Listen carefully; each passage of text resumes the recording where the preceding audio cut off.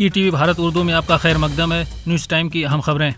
سی اے کے خلاف supreme court میں دائر 200 سے زائد درخواستوں پر آج سماعت ہوئی۔ سپریم کورٹ نے اس معاملے میں مرکزی حکومت سے 3 ہفتوں میں جواب داخل کرنے کو کہا ہے۔ اگلی سماعت 9 اپریل کو ہوگی۔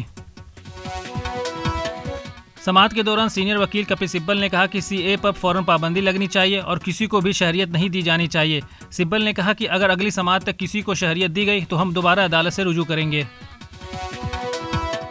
سماعت کے دوران وکیل نظام پاشا نے کہا کہ سی اے کی وجہ سے مسلمانوں کی شہریت خطرے میں ہے، جس پر سالیسیٹر جنرل نے جواب دیا کہ یہ NRC نہیں ہے، اس سے پہلے بھی لوگوں کو گمراہ کر کے اکسایا گیا تھا۔ نیشنل کانفرنس کے صدر ڈاکٹر فاروق عبداللہ نے کہا کہ people's alliance for Gupkar declaration ختم نہیں ہوا ہے۔ انہوں نے کہا کہ ہمارے دشمن اس اتحاد کو ختم کرنے میں سرگرم ہیں۔ جموں کشمیر اپنی پارٹی کے جنرل سیکریٹری رفیع احمد میر نے کہا کہ پارلیمانی انتخابات میں جیت کی خاطر ہم خیال پارٹیوں کے ساتھ اتحاد کرنے کی خاطر کوشاں ہیں۔ انہوں نے BJP کے ساتھ اتحاد کو خارج از امکان قرار دیا۔ کرگل ڈیموکریٹک الائنس نے کرگل میں 20 مارچ کو نصف دن کی ہڑتال اور احتجاجی مارچ کا اعلان کیا ہے۔ KDA نے سونام وانگچک کے بھوک ہڑتال کی بھی حمایت کی۔ سونم وانگچک لداخ کے مطالبات کو لے کر 12 دنوں سے لیہ میں بھوک ہڑتال پر ہیں۔ غزہ وزارت صحت کے مطابق گزشتہ 24 گھنٹوں کے دوران اسرائیلی حملے میں 81 فلسطینی جاں بحق اور 116 زخمی ہو گئے، جس کے بعد جاں بحق فلسطینیوں کی تعداد 31,750 اور زخمیوں کی تعداد 73,800 تک پہنچ گئی ہے۔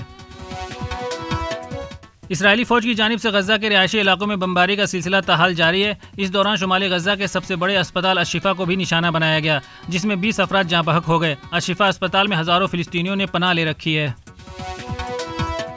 امریکی سینیٹر بن کارٹر نے سی اے کے نفاذ پر تشویش کا اظہار کرتے ہوئے کہا کہ خاص طور پر مجھے بھارت کی مسلم کمیونٹی پر اس قانون کے ممکنہ اثرات کو لے کر گہری تشویش ہے، اور انہوں نے یہ بھی کہا کہ جیسے جیسے امریکہ اور بھارت کے تعلقات گہرے ہوتے جا رہے ہیں، اس کے بعد یہ انتہائی اہم ہو جاتا ہے کہ ہمارا تعاون مذہب سے قطع نظر تمام افراد کے انسانی حقوق کے تحفظ کے مشترکہ اقدار پر مبنی ہو۔